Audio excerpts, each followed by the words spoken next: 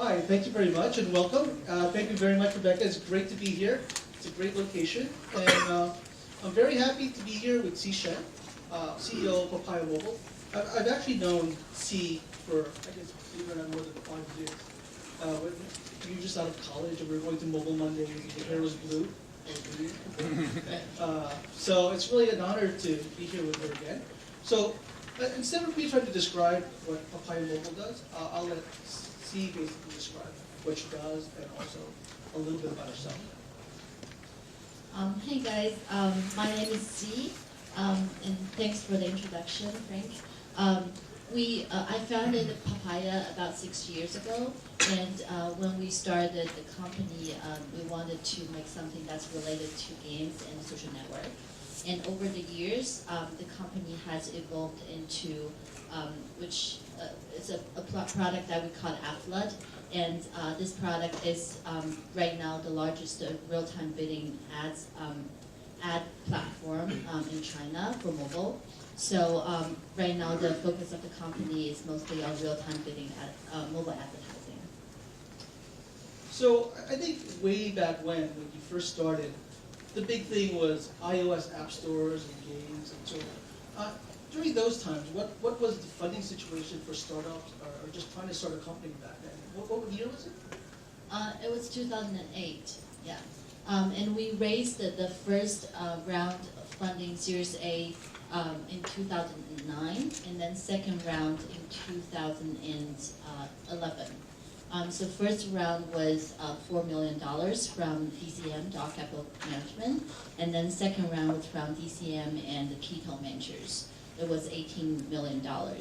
So at that time, the social gaming network is some concept that's really, really hot.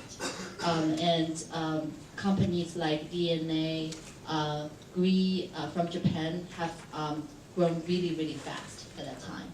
So because of the market, we were able to raise a lot of money.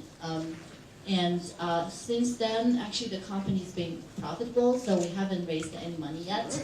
But I keep a very close eye on the market and actually help some of my friends to raise money, like Series A or Series B money in market too. So some of my friends, they raise money for, there's a company that's a voice recognition, so it's a very high-tech company for mobile devices. And there's another company that's doing mobile coupons. It's actually a very innovative way to do coupons. And there's another company that's doing mobile payment. So I've seen all kinds of mobile companies in different parts of the ecosystem to get funded in the past several years. So now that the market has evolved in many ways on mobile, we have things like Shen, WeChat, and we have all these different payment systems.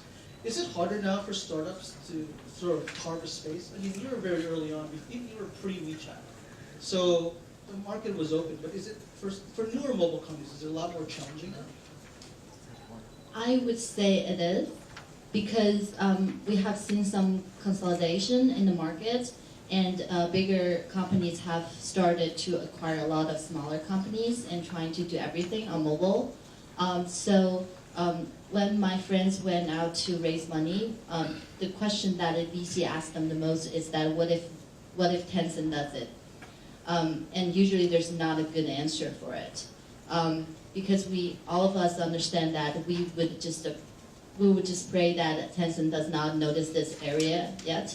But if Tencent really does the same thing, there's no way you can compete with Tencent. So now that the mobile is very hot, and you were very early on, what directions do you see happening in the mobile market in terms of what do you think is the most exciting things? Will it be in the infrastructure? Will it be in the games? Will it be maybe some other field which I haven't mentioned yet? Sure, I've seen some trends in mobile that I think will get really big. One thing is the wearable devices. I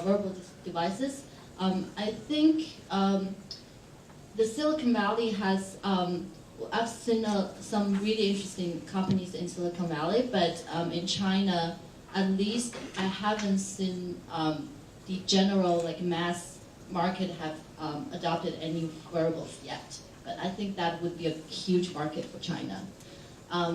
And secondly, I think big data on mobile is something that it's definitely going to be very big in China because I'm in the mobile advertising industry, and we know that how hard it is to get like user behavior data on mobile. It's not like on the web where you have cookies so that it's very easy for you to get user information. And on mobile, how to collect the data and how to do like all the data mining and optimization on the data would be something that that could, I think a lot of interesting companies could appear in this area. And the last thing is what I've seen in the past several quarters is globalization. I've seen a lot of bigger companies in China, internet companies in China, they're trying to go global. And I've seen some startups that are trying to do like more of the like international things or global things. And this is definitely something that would be a trend in this market too. So speaking of global, does PapayaMobile have global ambitions? Do you have offices outside of China currently? Yes, we do have an office in San Francisco and another office in London. So we are an ad exchange, like ad platform, but we also work with a lot of partners outside of China. So we help a lot of Chinese companies to get mobile traffic outside of China and vice versa. So we serve more like a bridge between the market in China as well as markets outside of China too.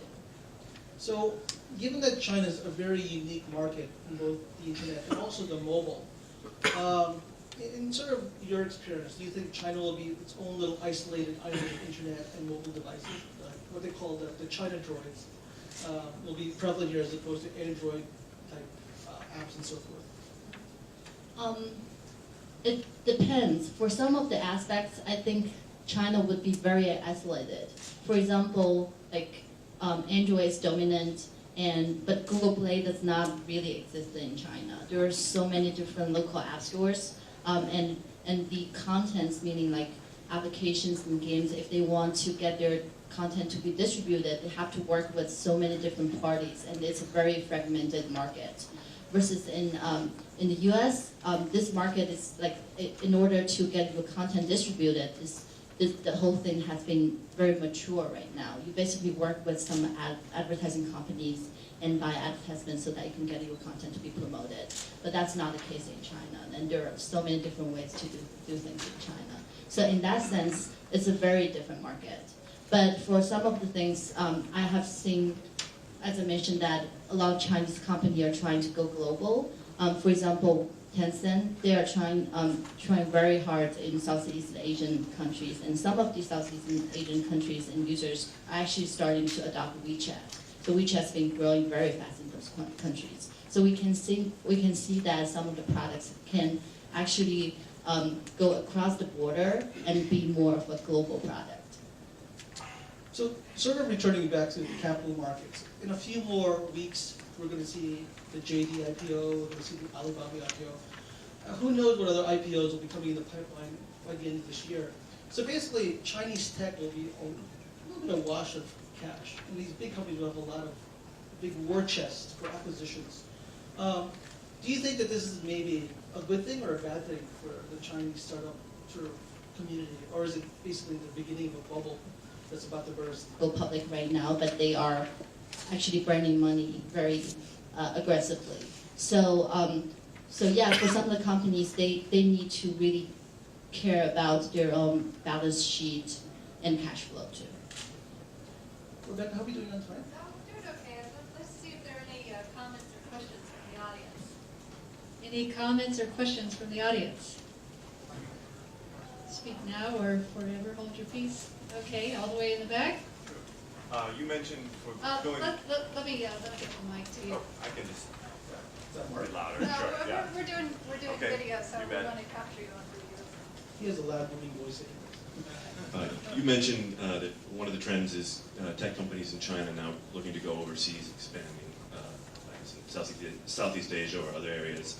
And you gave Tencent as an example. How do you feel about other companies? What other companies beyond Tencent do you think have a good chance of doing that?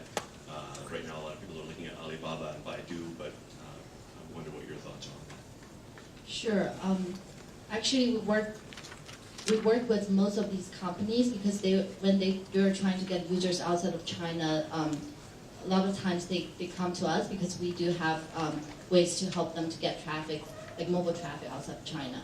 So some of the companies that we're working with are, for example, Baidu. They're actually spending enormous amount of money trying to acquire users, but they're not promoting their search product. They're actually promoting like more of like security related products outside of China because they think that it'll be hard for them to compete with Google on search, but for some of the other products they have, they probably would have a chance to get more users outside of China. And the other company that we're working with is 360. They're actually pushing their app store outside of China very, very aggressively. And then Kingsoft is another company. Actually, I think it's called Cheetah, which is their the company that they are going IPO, I think. Oh yeah, they went IPO 2 days ago. Yes, they are very.